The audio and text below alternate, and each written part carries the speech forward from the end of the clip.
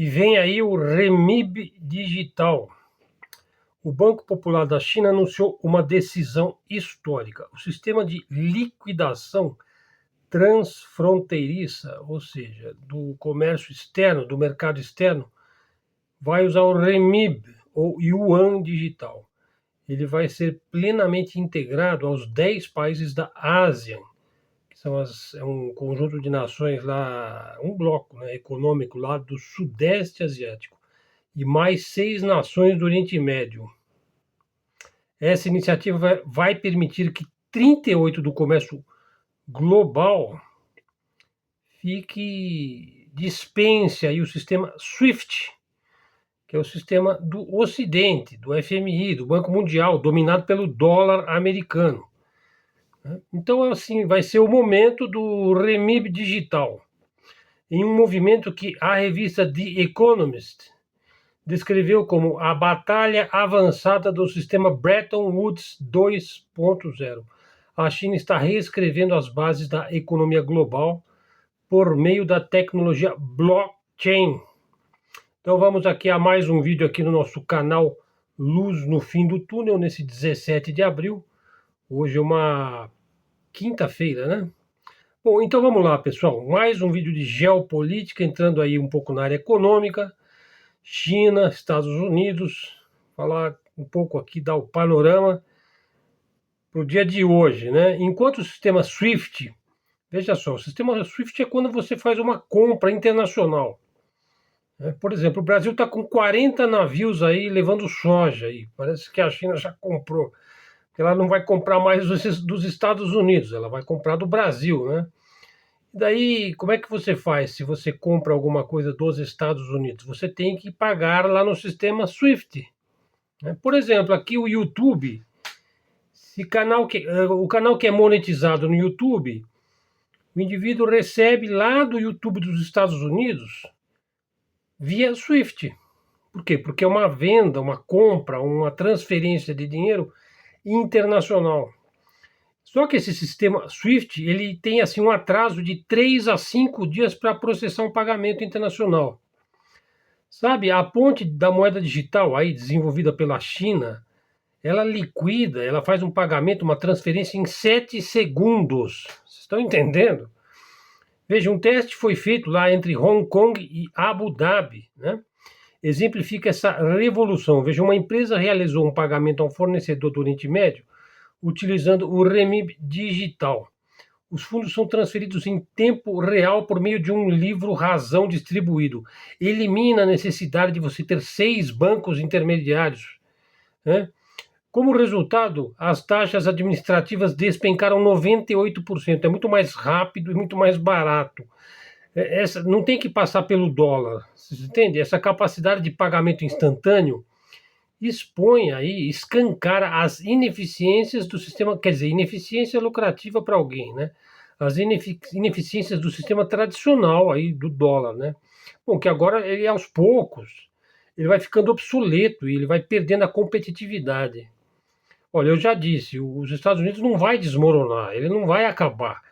Ele vai entrar num processo de degradação lenta, gradual e segura, né? Como se falava da abertura na época que terminou o regime militar no Brasil, que a abertura ia ser lenta, gradual e segura, né? A decadência dos Estados Unidos vai ser lenta, gradual e segura e inexorável. Por quê? Porque eu não acredito que os Estados Unidos vai se industrializar, vai se reindustrializar do dia para a noite, a toque de caixa, né? Não dá para acreditar nisso, né? É muito difícil acreditar nisso, que ele vai se reindustrializar do dia para a noite, né? Esse é o primeiro ponto, né? Bom, mas vamos continuar. Veja, o que intensifica a inquietação no Ocidente, né? No Ocidente aí, coletivo, liderado pelos Estados Unidos, é a superioridade técnica do renminbi digital. Então, veja, a tecnologia blockchain, que é a mesma do Bitcoin, né? É como se fosse um Pix, né? É assim, é ZUCT, né? Veja, garante que você possa rastrear qualquer transação, né? E você também vai poder rastrear automaticamente qualquer espécie de lavagem de dinheiro nesse sistema. E aí esse projeto aí, 2 países, 2 parques, entre a China e a Indonésia.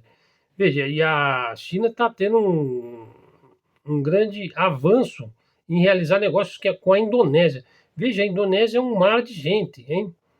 É um mar de gente, é um país super populoso e é uma população muçulmana, né?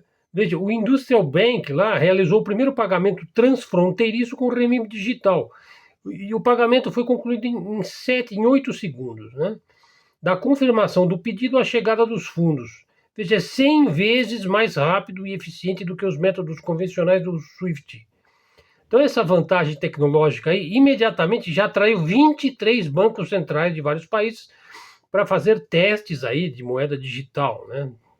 Com destaque para comerciantes de energia do Oriente Médio, olha aí, Abu Dhabi, né? Os Emirados, Arábia Saudita, Riad, Dubai, por aí vai.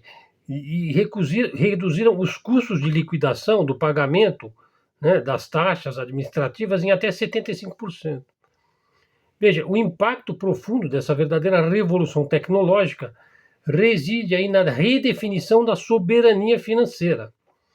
Veja, então os Estados Unidos tentaram isolar e boicotar e sancionar o Irã por meio do SWIFT, né? E foi a mesma coisa que eles fizeram com a Rússia, né? Porque a Rússia se defendeu da OTAN na Ucrânia. Eu sempre digo, quem causou a guerra da Ucrânia foi a OTAN, né? A Rússia, ela foi obrigada a reagir, né? E aí tentaram isolar a Rússia por meio do SWIFT. Ela foi para o lado da China. Foi isso que a Rússia fez. O que não quer dizer que a Rússia esteja dependente da China, como tem certos analistas que fazem essa leitura, né? Veja, aí tentaram isolar o Irã por meio do SWIFT, sufocar o Irã, né? Só que a China ela já tinha estabelecido um sistema fechado de pagamentos em renminbi lá no Sudeste Asiático. E, assim, o volume de liquidação transfronteiriça em renminbi pelos países da ASEAN, que é o Sudeste da Ásia, atingiu 5,8 trilhões de yuans em 2024. Quer dizer, um salto de 120% em relação a 2021. Veja, 6 nações, incluindo Malásia e Singapura, incorporaram o renminbi às suas reservas cambiais, enquanto que a Tailândia realizou a primeira liquidação de petróleo com renminbi digital. Então, esse movimento, que o Ocidente chama de desdolarização, porque não está usando dólar, né, levou o Banco de Compensações Internacionais, o famoso BIS, que é tido como o Banco Central dos Bancos Centrais, a afirmar que a China está moldando as regras do jogo na era da moeda digital. Então, o Bitcoin vai ser a moeda do mundo, sim, só que não vai ser o Bitcoin, vai ser o renminbi, o yuan digital. Na verdade, os bancos centrais vão emitir moedas digitais, né? O verdadeiro diferencial aí está na estratégia de longo alcance desse jogo, porque a China não está muito preocupada em desdolarizar, né? Ela quer fazer o sistema próprio, né? Independentemente do dólar, né? Mas assim, o foco dela não é acabar com o dólar, não é esse o ponto, né? O foco dela é criar uma moeda, né, mais confiável, mais tecnológica aí, né? Que é o renminbi digital, né? Então ele vai além de ser uma mera ferramenta de pagamento, né? Na verdade é um pilar aí monetário, econômico, financeiro do cinturão e rota, né? Que é o grande comércio, é o grande projeto comercial e de infraestrutura da China, né? Por exemplo, a ferrovia China-Laos, né? Ferrovia de alta velocidade Jakarta, que é a capital da Indonésia, com Bandung. O renminbi digital é integrado a tecnologias como a navegação Beidou e a comunicação quântica, formando aí uma rota da seda digital, né? E quando empresas aí, por exemplo, automotivas europeias utilizam o renminbi digital para pagar fretes pela rota do Ártico, a tecnologia blockchain eleva a eficiência comercial em 400%. Então, essa sinergia entre infraestrutura física e digital representa uma ameaça sistêmica à hegemonia do dólar. E é por isso que eles estão atirando para todo lado, né? Querem destruir o sistema globalista, querem acabar com o comércio, enfim, eles querem acabar com a Organização Mundial do Comércio, eles querem acabar com tudo, né? Eles querem até com os Estados Unidos, eu acho que eles querem acabar até com o próprio Estados Unidos, né? Bom, atualmente, veja, 87% dos países, 87% é praticamente 90% dos países já estão adaptando seus sistemas ao renminbi digital.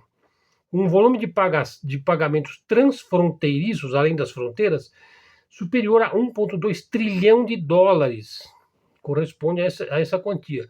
Veja, enquanto os Estados Unidos debatem se as moedas digitais vão desafiar o domínio do dólar, veja, a China já constrói em silêncio uma rede de pagamento digitais que já abrange 200 nações. Veja, essa revolução financeira conduzida com precisão e discrição, né, vai além da soberania monetária. Ela vai definir quem é que vai controlar os rumos da economia global no futuro. Então, essa transformação é um marco histórico. A possibilidade de uma desdolarização em larga escala desafia a ordem financeira estabelecida lá em Bretton Woods, né, o dólar, o sistema dólar, né? E também tem o potencial de reconfigurar a estrutura geopolítica e geoeconômica do mundo. Então, é importante trazer esse tema aqui para o nosso canal. Agora, veja bem, então a primeira parte do vídeo era para falar do renminbi ou yuan digital. Se eu não me engano, o renminbi é uma divisão do yuan, né? O yuan é o nome da moeda, e o renminbi seria como se fosse o centavo com relação ao real, né? Mas não sei exatamente, né? Porque eu nunca tive na mão uma moeda, papel, porque eles também usam muito papel moeda na China também, né? Aliás, o Pepe Escobar estava falando de Xangai hoje, né? E ele estava falando sobre essa questão de que ele fazia compras lá, inclusive usando papel, né? Moeda de papel, né? Pessoal, segunda parte aqui do nosso vídeo, o Jamie Dimon, que é CEO ou presidente do JP Morgan Chase. Veja, é o maior banco privado dos Estados Unidos e talvez do mundo, hein? Veja, ele deu uma entrevista ao Financial Times em abril de 2025. Se eu não me engano, dos 10 maiores bancos do mundo, se eu não me engano, 5 são chineses, se eu não me engano. Eu não sei se talvez o Banco da China seja o maior do mundo. O JP Morgan é sem dúvida o maior dos Estados Unidos e acho que da Europa também. Ele deu uma entrevista aí, o CEO do JP Morgan, o Jamie Dimon, ou Dimon, não sei se é Jamie Dimon, né? Deu uma entrevista ao Financial Times aí nesse mês, né? Então ele falou aí que ele estava preocupado com a guerra comercial do presidente Trump, né? E como é que isso ia ficar para a economia global. Então ele disse, olha, as tarifas aí, o tarifaço, né? Vai minar a credibilidade dos Estados Unidos como um líder econômico, né? E aí ele defendeu aí um engajamento rápido com a China para mitigar as tensões. Bom, daí o Dimon também expressou apoio ao Scott Bessent, né, que é o secretário do Tesouro, sugerindo que ele seria um líder confiável em questões econômicas. Então veja, no momento que ele está desengajando da China, ele está defendendo um engajamento com a China, né? Mas é exatamente o que eles não estão fazendo, né? E aí ele também declarou, o Dimon, que falou sobre turbulências na economia, né? E inclusive um comunicado oficial do JP Morgan Chase, né? E aí ele mencionou que vai ter muitos desafios aí nos próximos meses, a volatilidade de mercado, mudança de mercado, né? Tensões geopolíticas, é o que eu disse, eu acho muito difícil reindustrializar de repente os Estados Unidos, né? Então esse é um ponto assim complexo, né? E também como é que ele vai trazer lá o blog, a cadeia de suprimentos, né? O supply chain para os Estados Unidos de repente, né? Um negócio que leva anos para você fazer, né? E então está indicando aí que o JP Morgan Bank está se preparando para cenários penosos, adversos aí pela frente. Bom, daí na entrevista que ele deu para o Financial Times, o Jamie Dimon, CEO do JP Morgan, expressou aí preocupações com as políticas comerciais do Trump, né? Especialmente as tarifas que podem prejudicar a reputação econômica dos Estados Unidos. Então ele defendeu que os Estados Unidos devem se engajar rapidamente com a China para evitar escaladas nas tensões comerciais. Poxa, mas eles não estão se engajando nada, seu Diamond, né? Eles estão justamente se desengajando, se desengatando, eles não querem mais se ver. Quer dizer, os Estados Unidos não querem mais ver a China na frente, né? E aí a China, 15% do comércio da China é para os Estados Unidos, né? Ela vai ter que parar, né, de vender para os Estados Unidos, e ela vai ter que vender para os outros países, né? Vai ter que substituir as exportações. E os Estados Unidos vai ter que substituir as importações, né? E aí o Diamond elogiou o Scott Bessent, veja, mas é engraçado, né? O Scott Bessent, ele falou, é uma figura muito confiável para lidar com questões econômicas, né? Bom, daí o Diamond destacou aí em comunicados recentes que a economia enfrenta turbulências consideráveis devido a fatores como a volatilidade de mercado, tensões geopolíticas, incertezas comerciais, e daí enfatizou aí que o JP Morgan pretende aumentar suas reservas de capital e liquidez para se proteger contra possíveis crises, enquanto observa que os consumidores americanos ainda mostram muita resiliência. Eles vão precisar de muita resiliência mesmo, né? Bom, esse vídeo eu vou deixar por aqui, mas pode ser que hoje ainda faça mais um vídeo, porque eu queria falar sobre o mapa que o professor Alfredo Jalife analisou lá no canal dele hoje, no vídeo que ele fez hoje. Talvez eu traga esse vídeo ainda hoje também. Então, enquanto vocês assistem esse, eu vou preparando outro para daqui umas 2 horas, talvez eu lance também. Então, vai ser mais de um num dia só, se eu conseguir fazer o outro hoje, senão fica para amanhã. Se você chegou até aqui, dá um like aí no nosso vídeo, faz um comentário aqui no nosso canal Helder Araújo aqui, canal Luz no Fim do Túnel, canal da mídia alternativa, da mídia independente, de livre expressão e comunicação. Então, conto aí com o seu comentário, se você verifique se você está seguindo o canal. Eu sempre dou esse aviso aí, né? O canal está com 3.130 seguidores, né? No último mês entrou mais 130 aí, e a gente vai pingando e vai divulgando e vai crescendo devagar, trazendo temas assim interessantes. E logo eu vou fazer aquela série que vai ser feita no longo prazo, né? E como é que os banqueiros geraram as grandes guerras ao longo dos últimos séculos, né? As guerras é um assunto dos grandes banqueiros, né? São eles que estão por trás, né? E vai ser em capítulos, né?